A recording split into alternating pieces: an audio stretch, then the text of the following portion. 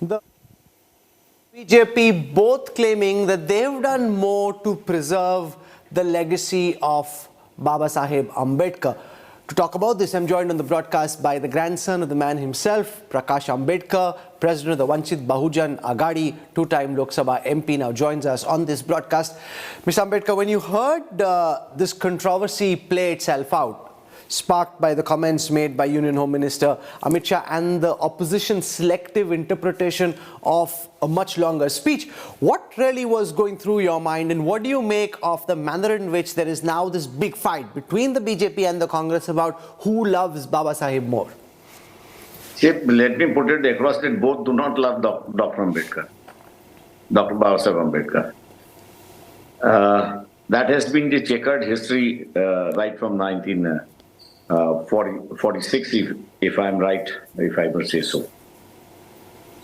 Because when the constitution was being framed, Congress had reservations regarding the reservation policy which Dr. Ambedkar advocated in the Constitution, and then which he wanted in the draft constitution also. BJP on the RSS on the other hand, and the Hindu Mahasabha, and as well as the Sadhu Santa organization, they had problem with the constitution, with the parliamentary democracy on one side. Second is granting of women the right, and third is bringing the OBCs and Dalits and Adivasis on the par with the upper caste.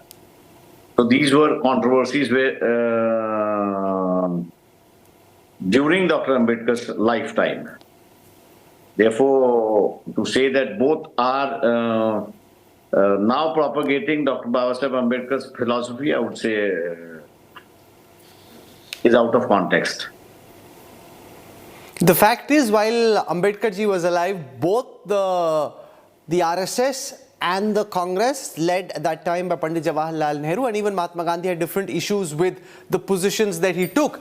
But what do you make of their efforts now to appropriate the legacy of Baba Saheb Ambedkar, saying, the Prime Minister also saying, we believe in what Ambedkar said and his vision for India 100%. Between the two, you're saying, okay, so neither loved him, but who hated him less? In a relative scale, in your perspective, between the BJP and the Congress, or the Hindu Mahasabha and the RSS and the Congress, who hated Baba Saheb lesser? I don't think both of them, there's any degree of hatred, in the sense that you can measure it and say, yes, they were on the side of Baba Saheb and the little more than the other one. So who was on the side of Baba Saheb more than the other one? Let me put across. Both wanted the hegemony of the upper caste to remain as it is. And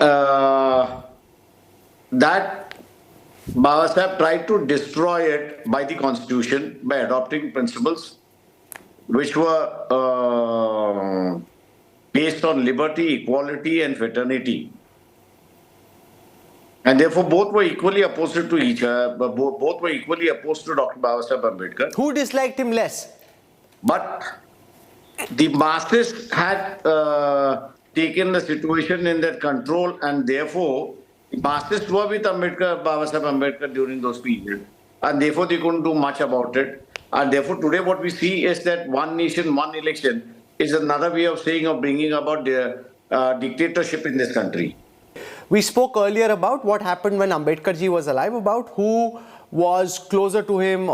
If you were to be asked the question about today, in terms of their policies and their positions, who is trying to stand for the kind of India that Ambedkar ji envisioned as his grandson, what would your take on that be? I would give you one example.